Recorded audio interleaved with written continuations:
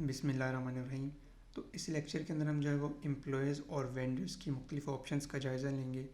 Employees में हम देखेंगे किस तरीके से हम एम्प्लॉयज़ या यूज़र्स को क्रिएट करते हैं, उनकी सिक्योरिटी लेवल्स को हम किस तरीके से जो है वो मैनेज कर सकते हैं, और कुछ दीगर ऑप्शंस जिसमें क्लॉक इन, क्लॉक आउट या टाइम एंट्री किस तरीके से की जाती है। इसी तरह से हम वेंडर्स की ऑप्शंस जिसमें न्यू वेंडर किस तरीके से क्रिएट किया जाता है, किसी एग्जिस्टिंग वेंडर को हम किस तरीके से एडिट कर सकते हैं, copy vendor, print vendor, view या फाइंड वेंडर वगैरह से क्या मुराद है। इससे पहले हम ये एक प्रोसेस है इसको समझ लेते हैं कि ये क्या है। ये एक्चुअली एक सीक्वेंस या वो सारे स्टेप्स हैं जिनको हम फॉलो करते हुए अपने सॉफ्टवेयर की जो बकिया कॉन्फ़िगरेशन उसको हम कंप्लीट करते हैं। आसानी से समझने के लिए हमने इसको दो हिस्सों में डिवाइड किया है, एक है परचेजेस और एक है सेल्स। परचेजेस के अंदर वो तमाम ऑप्शन है जो हमारे खुद के स्टोर की परचेजेस से रेलिवेंट हैं, और सेल्स के अंदर वो सारी ऑप्शंस हैं या ये वो सारे स्टेप्स हैं जो हमारी सेल से रिलेटेड है। अगर परचेजेस में देखें तो हमारे पास सबसे पहले वेंडर्स हैं जिससे हम अशिया ख़रीदते हैं। उसके बाद है डिपार्टमेंट्स, यानी किस कैटेगरी की जो है हम अशिया ख़रीदेंगे, आइटम्स कौन सी आइटम्स होंगी, परचेज़ ऑर्डर्स जो हम अपने वेंडर्स को देंगे और उसके अगेंस्ट हमें जो है वो आइटम्स फ़राहम की जाएंगी, रिसीविंग आइटम्स यानी कितनी क्वांटिटी में हमने जो है वो आइटम्स रिसीव किए हैं, और सेल्स के अंदर कस्टमर्स, हम अपनी कस्टमर्स की जो इन्फॉर्मेशन है उसको हम मेंटेन कर सकेंगे, इसमें उनके नाम, एड्रेसेस और मुख्तलिफ उनके जो कार्ड्स, क्रेडिट कार्ड्स के जो इन्फॉर्मेशन है वो सारी हम इसके अंदर सेव रख सकते हैं। कस्टमर ऑर्डर्स, अगर हम किसी अपनी कस्टमर को बल्क के अंदर अपनी अशिया फ़रोख्त कर रहे हैं तो उनके ऑर्डर्स हम किस तरह से मेंटेन करेंगे। डेली सेल्स, जो हमारे डेली बेसिस की सेल्स होती हैं, इसको हम जो है वो देखेंगे। डे क्लोजिंग, कि जब हम सारा दिन सेल्स करते हैं और एट द एंड जब हमने अपने डे को क्लोज़ करना होता है तो उस वक्त किन ऑप्शंस का जो है वो इस्तेमाल किया जाता है। और रिपोर्ट्स, जिसके अंदर परचेजेस से रिलेटेड रिपोर्ट्स और सेल्स की तमाम ऑप्शंस की रिपोर्ट्स अवेलेबल होंगी। एक बात यहाँ पे याद रखने की ये है कि अगर हम इसमें से किसी एक स्टेप को स्किप करके किसी दूसरे स्टेप को परफॉर्म करने की कोशिश करेंगे तो उसमें ऐन मुमकिन है कि आपका जो सॉफ्टवेयर है वो आपको एक एरर आकर कर दे, क्योंकि ये जो सारे स्टेप्स हैं ये एक दूसरे से लिंक्ड हैं। मिसाल के तौर पे अगर हमें एक परचेज़ ऑर्डर तैयार करना है तो उसके लिए ज़रूरी है कि हमारे पास कोई वेंडर्स हो, और अगर हमने अपनी कोई अशिया सेल करनी है तो उसके लिए ज़रूरी है कि हमारे पास उस आइटम की जो है क्वांटिटी हमारे सॉफ्टवेयर के अंदर अवेलेबल हो। तो इसको हम जो है वो आहिस्ता आहिस्ता इस पूरे साइकिल को, इस पूरे प्रोसेस को जो है वो अपनी इस कोर्स के अंदर कंप्लीट करेंगे। तो अभी के लिए हम जो है वो एम्प्लॉयज़ और वेंडर्स किस तरीके से क्रिएट किए जाते हैं वो देखते हैं और चलते हैं अपने सॉफ्टवेयर की तरफ। तो अभी हम अपने सॉफ्टवेयर की मेन स्क्रीन पे मौजूद हैं। यहाँ से हम एम्प्लॉयज़ के मेन्यू में जाके पहली ऑप्शन को चेक करते हैं, एम्प्लॉय लिस्ट को। जैसे ही हम उसके ऊपर क्लिक करेंगे तो हमारे पास ये मुख्तलिफ ऑप्शंस आ जाएंगी। पहली ऑप्शन देखते हैं न्यू एम्प्लॉय के, किस तरीके से हम न्यू एम्प्लॉय को ऐड करवाते हैं। इस पर क्लिक करेंगे तो हमारे पास ये फर्दर एक फॉर्म की तरह की कुछ ऑप्शंस हमारे पास सामने जो है वो अपीयर हो जाएंगी, जिसमें सबसे पहले लॉगिन नेम, कि आप अपने एम्प्लॉय का जो है वो यूज़र नेम क्या रखना चाह रहे हैं। इसके बाद फर्स्ट नेम, लास्ट नेम, आपकी एम्प्लॉय का एड्रेस, सिटी, और इसी तरीके से फ़ोन या ईमेल अगर आप उसकी ऐड करवाना चाह रहे हैं तो आप यहाँ से ऐड करवा सकते हैं। यहाँ पे तीन ऑप्शन जो है वो काफ़ी इंपॉर्टेंट है। एक है ये कमीशन की, कि अगर आप अपने एम्प्लॉय को किसी ख़ास सेल के ऊपर आप कमीशन भी प्रोवाइड करें तो आप उसकी परसेंटेज सिर्फ यहाँ पे लिख दें। लाइक अगर आप किसी प्रोडक्ट की सेल के ऊपर आप अपने एम्प्लॉय को 1% या 2% देते हैं तो आप सिर्फ यहाँ पे उसकी परसेंटेज लिखेंगे। तो एट द एंड ये होगा कि जब आप उसको सैलरी जनरेट करके देंगे तो आप यहाँ से चेक कर सकते हैं कि उसकी मज़ीद कितनी कमीशन बन रही है। इसके बाद ये एक ऑप्शन है आवरली, अगर आप इसको चेक ऑन कर देंगे तो इससे ये होगा कि आपका एम्प्लॉय जब सॉफ्टवेयर के ऊपर लॉगिन करेगा उस वक़्त से लेके जब तक वो सॉफ्टवेयर को लॉग आउट नहीं करेगा वो तमाम जो टाइम है सॉफ्टवेयर ऑटोमेटिकली उसको ट्रैक करता रहेगा। तो जब आप उसकी सैलरी जनरेट करेंगे तो आप बआसानी चेक कर सकते हैं कि आपके एम्प्लॉय ने कितने आवर्स या कितने दिन जो है वो आपके स्टोर के ऊपर काम किया है। थर्ड ऑप्शन जो इम्पोर्टेंट है वो ये है सिक्योरिटी ग्रुप की, कि आप जो अपने एम्प्लॉय को ऐड करवा रहे हैं उसका डेजिग्नेशन क्या है, आया कि वो मैनेजर है, असिस्टेंट मैनेजर है या एसोसिएट है। ये जो है काफ़ी इम्पोर्टेंट है कि आप अपने सॉफ्टवेयर की जो है वो किस लेवल की जो है वो आप प्रिविलेजेस अपने यूज़र को देना चाह रहे हैं। यानी कि अगर आप उसको मैनेजर ऐड करवाएंगे तो ये मुमकिन है कि वो आपकी कंपनी की प्रोफाइल को एडिट कर सके।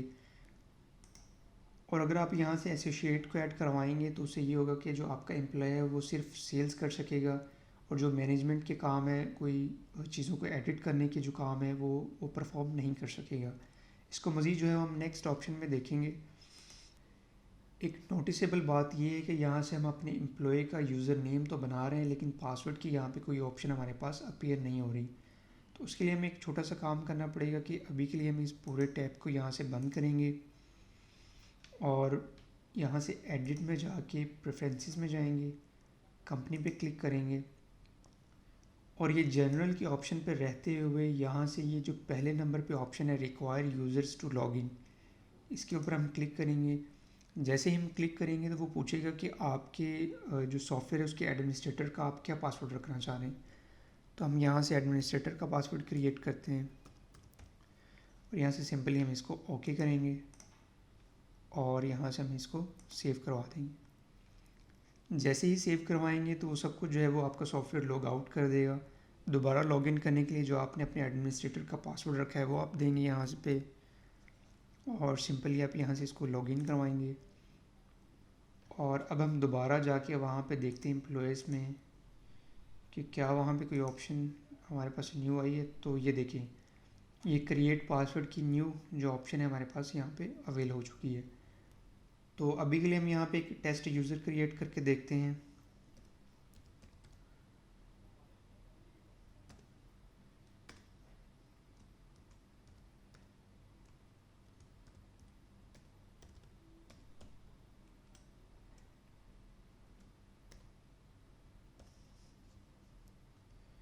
और ये मज़ीद अगर आप उसकी कुछ इन्फॉर्मेशन यहाँ पे आप ऐड करवाना चाह रहे हो तो इसके बाद हम जो है इसको कमीशन भी जो 1% ऐड करवा रहे हैं।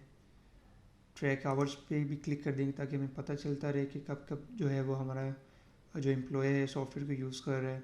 क्रिएट पासवर्ड हम यहाँ पे इसको दे देंगे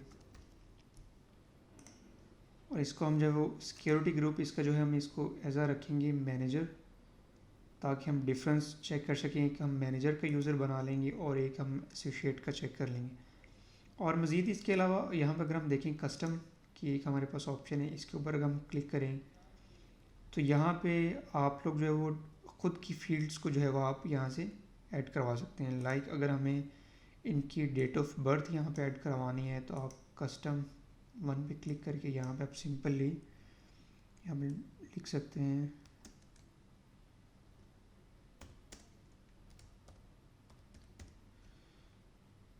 तो इस तरीके से ये देखें, ये हमारे पास एक और ऑप्शन यहाँ पे अवेल हो चुकी है।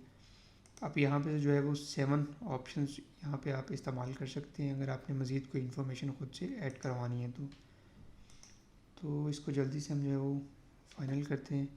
और अब अगर आपने सेव कर देंगे तो ये जो ऑप्शन है ये डिसअपीयर हो जाएंगे और ये सेव करवा देगा। चूँकि हमने 2 यूज़र्स बना रहे हैं, हम सेव और न्यू पे क्लिक करेंगे। यहीं पे हम जो है वो यूज़र 2 क्रिएट कर लेते हैं।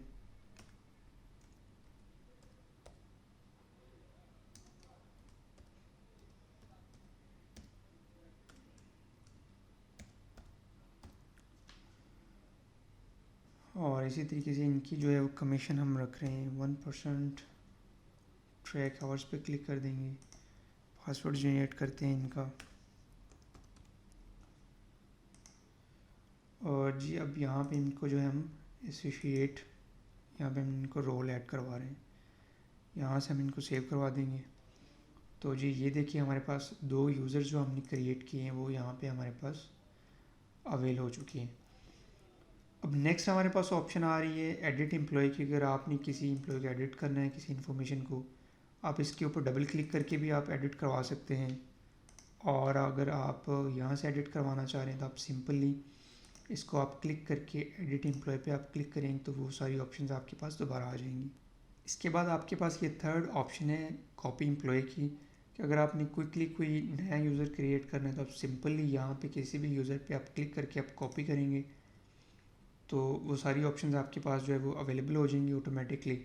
आप सिंपली उसका नया यूज़र नेम और यहाँ उनका जो नेम है आप सिर्फ चेंज करके उनको सेव करवा देंगे तो आपके पास एक और नया यूज़र क्रिएट हो जाएगा। इसके बाद प्रिंट की है ऑप्शन कि अगर आप अपने किसी एम्प्लॉय की इंफॉर्मेशन को आप प्रिंट करवाना चाह रहे हैं तो वो किस तरीके से करवाएंगे।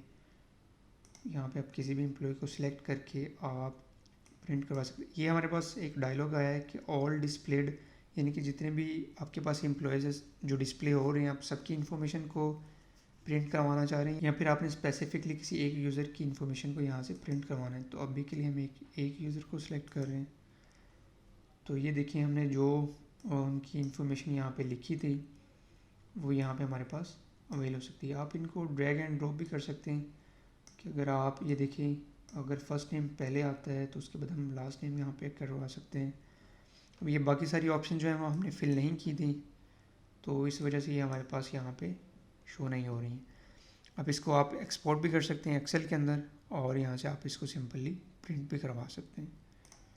तो अब एम्प्लॉयज़ के मेन्यू के अंदर जो दूसरी ऑप्शन है वो सिक्योरिटी की है, इसको हम चेक कर लेते हैं कि ये क्या है। तो ये वो तमाम लेवल्स हैं जो आप अपने यूज़र को एज ए सिक्योरिटी ग्रुप के अंदर आप उसको जो है वो डिफ़ाइन करते हैं कि अगर आप यहाँ पे देखें जो ऑनर है उसके पास जो प्रिविलेजेस हैं वो सबसे ज़्यादा हैं, जो मैनेजर है वो उससे कम, जो असिस्टेंट मैनेजर है वो उससे कम होंगी और जो आपके एक as a just sales person होगा उसके पास जस्ट इस हद तक ऑप्शंस होंगी कि वो सिर्फ और सिर्फ सेल्स के जो टास्क हैं वो परफॉर्म कर सके और जो मैनेजरियल टास्क हैं वो उसके अंदर कोई भी कुछ भी चेंजेस ना कर सकें।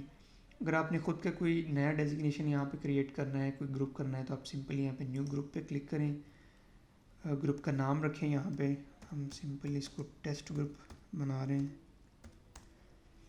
यहाँ से आप इसको ओके करवा दें तो ये आपके पास तमाम ऑप्शंस आ गई हैं। आप अपनी मर्ज़ी की यहाँ पे सिलेक्ट कर सकते हैं जो आपको आपकी जो रिक्वायरमेंट्स हैं उनके मुताबिक आप यहाँ से उनको ऐड करवा सकते हैं। सेव करवाएंगे तो जब आप किसी भी यूज़र के सिक्योरिटी ग्रुप के ऊपर जाएंगे तो आपके पास ये जो है वो जो आपने नया ग्रुप क्रिएट किया है वो आपके पास यहाँ पे अवेल हो जाएगा। तो उसके बाद ये चेंज एम्प्लॉय पासवर्ड, यानी कि अगर आप अपने एडमिनिस्ट्रेटर का पासवर्ड चेंज करना चाह रहे हैं तो आप यहाँ से कर सकते हैं।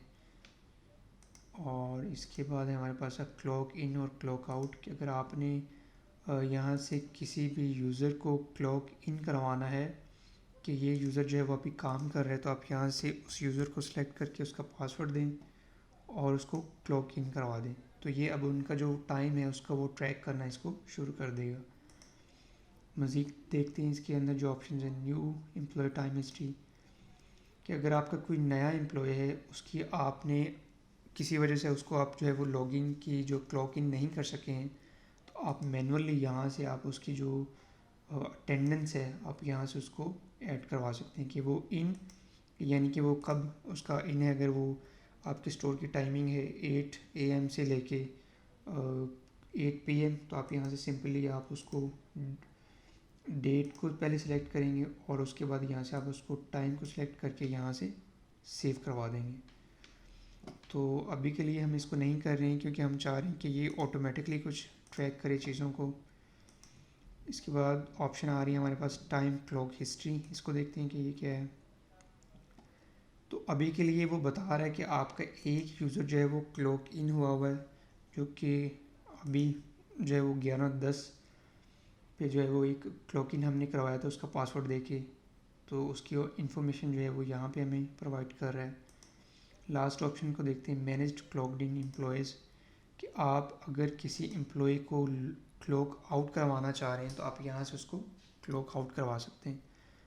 तो इसको हम टेस्ट करेंगे कि जिसको हमने क्लॉक इन किया था अगर हम इसको क्लॉक आउट करवाते हैं तो क्या ऑप्शंस हमारे पास आती हैं।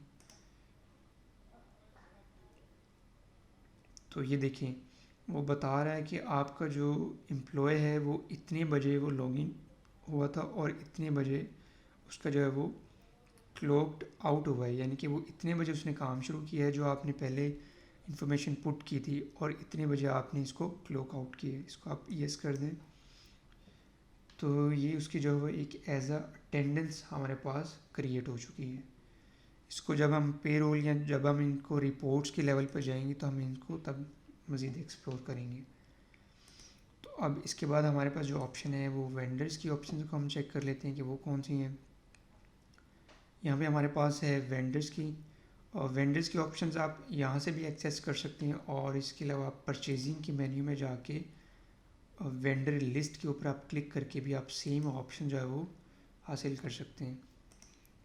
तो हम इसको टेस्ट कर लेते हैं। तो यहाँ पे देखें हमारे पास सेम ऑप्शंस वही हैं जो हमारे न्यू एम्प्लॉय को ऐड करवाने की थी। जस्ट क्या चेंजेस आई हैं कि वहाँ पे एम्प्लॉय था तो यहाँ पे सिर्फ हमारे पास जो वो वेंडर का नेम जो है वो यहाँ पे शो हो रहा है। अब न्यू वेंडर पे आप क्लिक करेंगे तो हमारे पास वेंडर की ऑप्शंस आ जाएंगी। वेंडर कोड, अगर आप अपने वेंडर का कोई शॉर्टकट कोड रखना चाह रहे हैं तो आप वो यहाँ से लिख सकते हैं। फर्स्ट करें हमारे वेंडर का कोड ये है, वेंडर की कंपनी का नाम यहाँ पे हम लिखेंगे,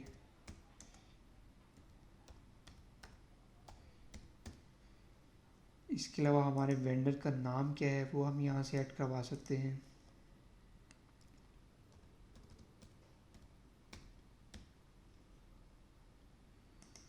और ये जो मज़ीद ऑप्शंस हैं आप इनको जो है वो ख़ुद से एक्सप्लोर कर सकते हैं।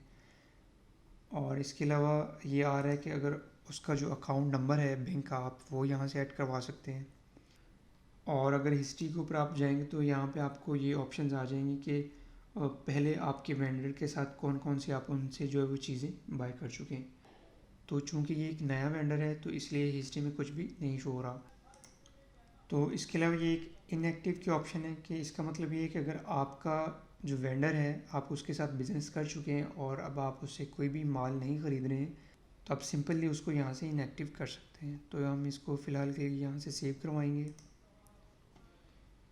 तो ये हमारे पास एक वेंडर जो है वो क्रिएट हो चुका है। इसी तरीके से इसकी भी वो सेम ऑप्शंस हैं, एडिट वेंडर की, उसकी इन्फॉर्मेशन को एडिट करवा सकते हैं, कॉपी आप उसको वेंडर को करके एक नया वेंडर क्रिएट कर सकते हैं, और इसके अलावा प्रिंट आप उसकी कोई इन्फॉर्मेशन को जो है वो आप यहाँ से प्रिंट करवा सकते हैं। तो ये कुछ ऑप्शंस थे एम्प्लॉयज़ और वेंडर्स के हवाले से। दीगर ऑप्शंस और मेन्यूज़ को हम अगली वीडियोज़ में देखेंगे। Thank you so much for watching this video. See you in the next. Allah Hafiz.